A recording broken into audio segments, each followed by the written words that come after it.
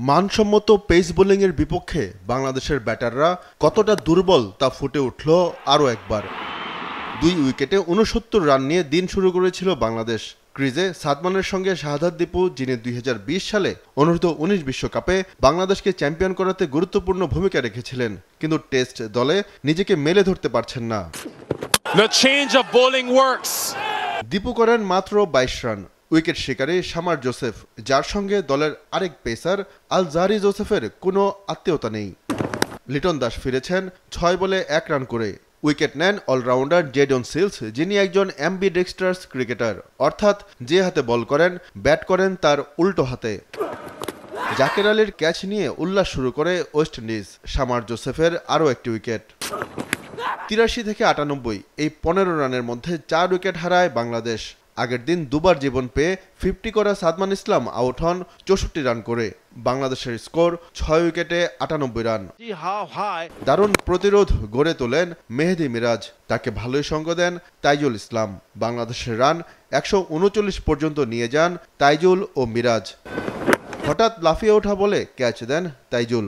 ৬৬ বলে ১৬ রানের ধৈর্যশীল ইনিংস খেলেন তিনি। তবে অবিচল ছিলেন মেহেদী মিরাজ, একাই লড়াই চালান।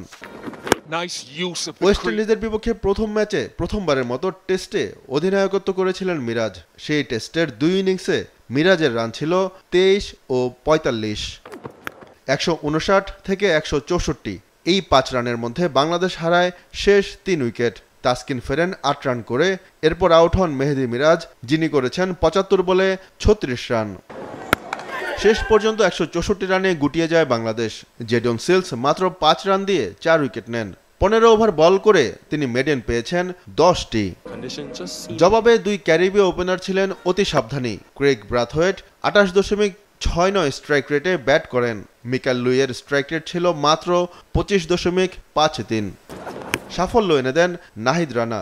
ঘন্টায় ১৪৭ কিলোমিটার গতির বলে নাহিদ রানা পরাস্ত করেন প্রতিপক্ষ ব্যাটারকে। মিকেল লুই ৪৭ বলে করেছেন ১২ রান। আলোক স্বল্পতায় কিছুটা আগেই শেষ হয় দ্বিতীয় দিনের খেলা।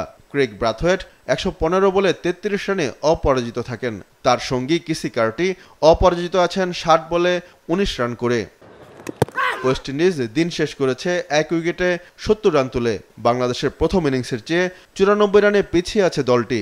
নাহিদ রানা ৯ ওভারে ২৮ রানে নিয়েছেন ১ উইকেট। তাইজুল ইসলাম বাহাতি স্পিনে ১০ ওভারে দিয়েছেন মাত্র ৭ রান, মেডেন পেয়েছেন ৬০টি। মেহেদী মিরাজ ৩ ওভারে দিয়েছেন ২ রান। পেসার হাসান মাহমুদ ৭ ওভারে ১৬ রান দিয়েছেন। তাসকিন ৮ ওভারে দিয়েছেন ১১ রান।